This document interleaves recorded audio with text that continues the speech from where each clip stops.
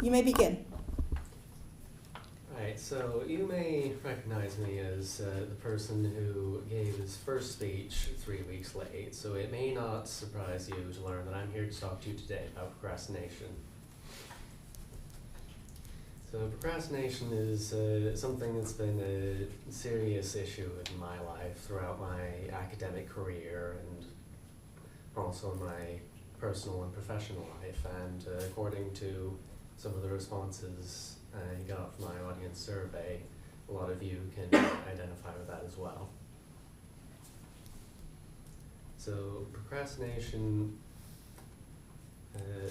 is a multifaceted issue, and I'm here today to talk to you about some of the causes of procrastination, as well as the effects and some coping strategies that people can use.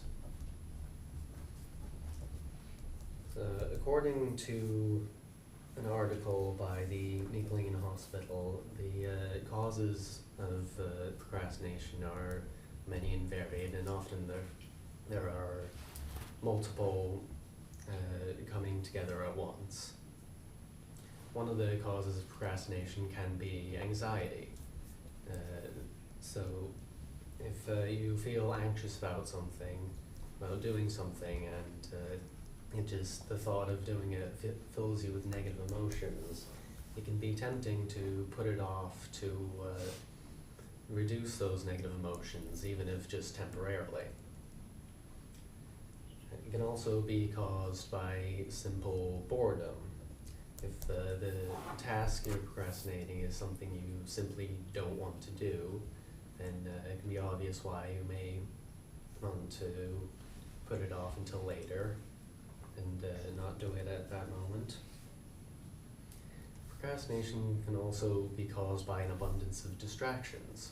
Say if what you need to do is a task that needs to be completed on a computer, and you're sitting there with the entire internet at your fingertips. And you can do anything.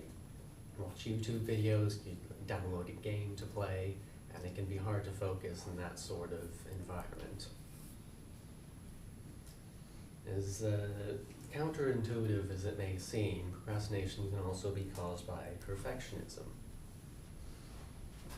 Even though it often leads to a task being completed to a substandard degree, if you're obsessed with completing a task as best as you possibly can, you may agonize over how to do it and waste all your time that way.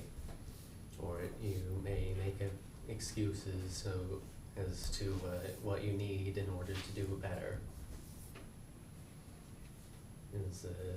Maybe you just keep writing and rewriting the first part of an essay or speech instead of getting around to doing the rest of it.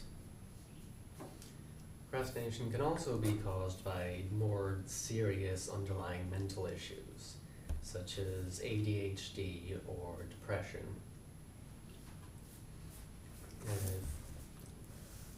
ADHD is famous as a disorder that affects your attention, so it's obvious how that can cause procrastination.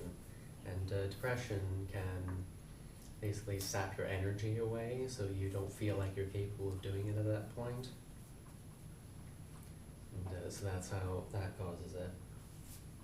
So now that I've talked about some of the causes of procrastination, I'm going to move along and talk about what procrastination can do to a person. A study done on university students in Sweden and across several universities has brought to light many effects of procrastination. One of those, of course, is stress.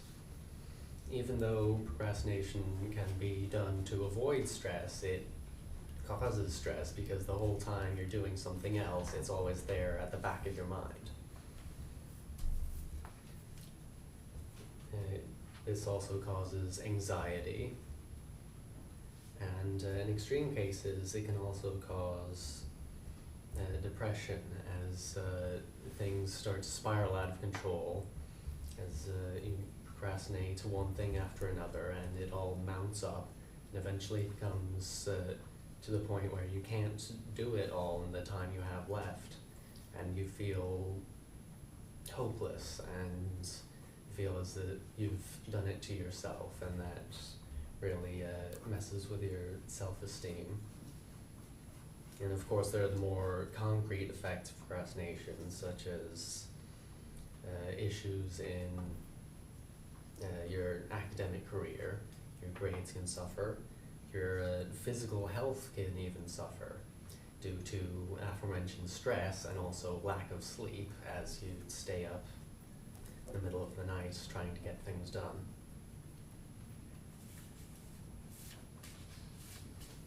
Now, I've talked about some of the causes and effects of procrastination, but there wouldn't be much point in me being up here talking all doom and gloom if I didn't discuss some strategies to cope. So one of the ways to cope with procrastination is to try and remove distractions from the environment you're working in. You can do this by taking your phone out of your pocket and putting it off to charge in another room, or shutting down your computer if what you need to do isn't involved in that.